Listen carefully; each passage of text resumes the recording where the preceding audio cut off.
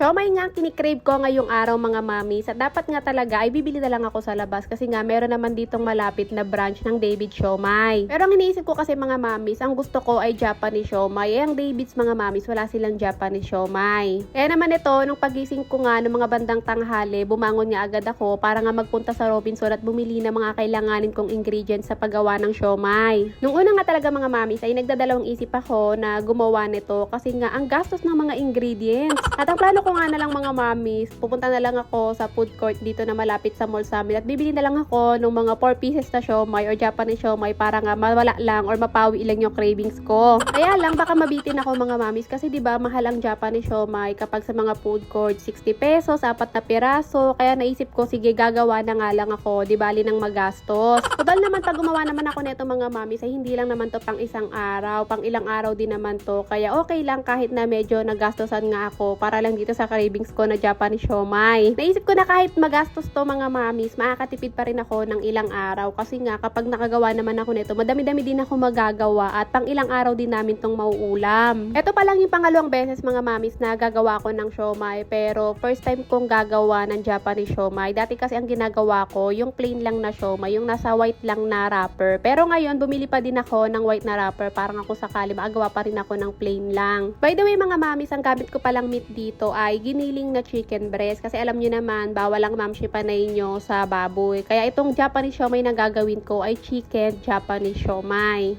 At ang binili ko mga mamis ay 1 kilong giniling kasi nga gusto ko nga mas marami akong magagawa. Nung una nga mga mami, sabi ko kalahating kilo lang para lang hindi talaga ako mabitin sa paggawa or pagkain ng Japanese siomai. Pero nung habang nandun ako at nakikita ko tinitimbang ni ate, nagbago talaga yung isip ko. Sabi ko total gagastos naman na ako, ba't hindi ko pa itodo? Kaya 1 kilo ko na. Bali naglagay lang pala ako ng carrot mga mamis na hiniwa ko ng sobrang liliit. Sobrang trabaho pero okay lang kasi mas gusto ko ganun yung itsura ng carrot dito sa siomai kaysa yung pag giniling ko siya para na akong gumawa ng Shanghai. Pero syempre, sinipag lang kasi talaga ako mga mamis maghiwa-hiwa ng karot. Baka pag gumawa ulit ako nito, igiling ko na din. Na naglagay lang din pala ako mga mamis ng 2 kutsarang all-purpose flour. Sa panimpla naman, naglagay ako ng oyster sauce, sesame oil, bell pepper, spring onion, tapos sa panimpla mga mamis, asin at paminta lang. Bali, wala pala akong exact measurement dito mga mamis. Basta tinimplahan ko na lang yon. Bahala na ako matabang or di naman kaya may lasa. Kasi nga, isasawsaw pa naman to sa toyong may calamansi at may chili oil.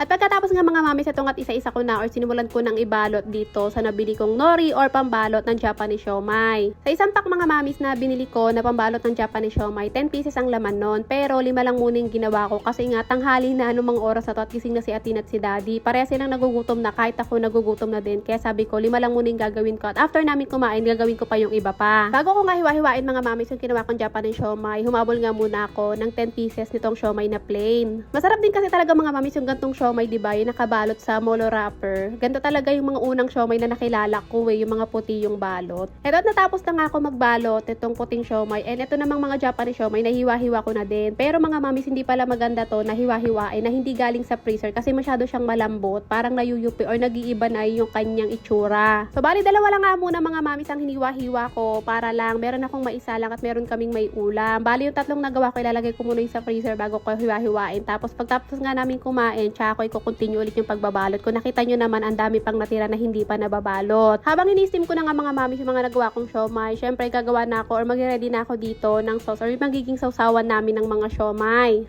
Bali, itong chili oil na to mga mamis, ito pa yung napanood nyo sa vlog ko na niluto ko. At ito na lang yung natira sa amin kasi nga yung iba ipinamigay ko na. Nag-iwan lang talaga ako ng saktong para sa amin mga mamis kasi nga hindi naman din talaga kami sobrang mahilig sa maanghang. Ganto lang talaga kapag nagkikrave kami sa siomai, at least meron kami sariling chili oil. Bali, ang gamit kong oil dyan mga mamis sa ginawa kong chili oil, sunflower and olive oil. So, natapos ko na nga gawin mga mamis or timplahin yung ginawa ko, magiging sausawan namin ng mga siomai, tinabi ko muna. Tapos pagkatapos ng ilang minutes, itong at naluto na yung ini-steam ko ng mga siomai. Kumpara sa pork mga mamis, mas mabilis naman naluto itong chicken. At nung naluto na nga mga mamis yung mga siomai, hindi na kami nagpaawat at kumain na nga kami. Then fast forward tayo mga mamis, itong at naibalot ko na yung mga hindi ko pa naibalot kanina bago kami kumain. And nailagay ko na to sa freezer para nga mahiwa ko na siya ng mas maayos. Kasi ito pa yung iba ko pang nagawa dito sa molo wrapper. Sobrang dami ko din talagang nagawa mga mamis sa 1 kilo lang na giniling na manok. So marami akong stock ngayon ng siomai at Japanese siomai sa rep. Kaya kung sakaling magkikrave ulit kami, meron na na akong may steam. Dahil first time ko nga lang gumawa nitong Japanese siomai mga mami, so tutuwa ako sa itsura kapag nahiwa-hiwa na. Kasi ganto-ganto yung mga nakikita natin sa mall, di ba? Pag bibili tayo ng siomai or Japanese siomai sa mall. Pag gumawa ulit ako nito mga mamis, baka hindi na ako gumawa nung nasa mall wrapper. Kasi ang hirap pala magbalot ng sa ganun. Actually, pangalawang gawa ko na nga nung ganun. Pero, nahihirapan pa din ako. Hindi ko pa rin talaga siya ma-perfect. So, natapos ko nga siyang hiwa-hiwain mga mamis. Ito nga't nilagay ko siya sa plastic ng yelo. So, bawat isang pack ng nakalagay ay 15 pieces. Bali, 6 packs na tig 15 pieces nga mga mamis na nagawa ko. Tapos itong nasa mall wrapper naman, 15 pieces din, pero 2 pack lang. Narealize ko talaga ngayon mga mamis na mas okay para talaga na gumawa na lang or homemade na lang yung mga siomai na kinakain ko kapag nag-crave ako. Kaya ngayon kahit magasto, so hindi rin naman ako lagi or madalas na nag-crave nito, gagawa na ako kapag gusto kong kumain. At nung natapos ko naman na siyang ipack mga mamis, ito at isa-isa ko nang inilagay sa rep. At anytime kapag nag-crave ako, meron na akong may steam or maluluto na siomai.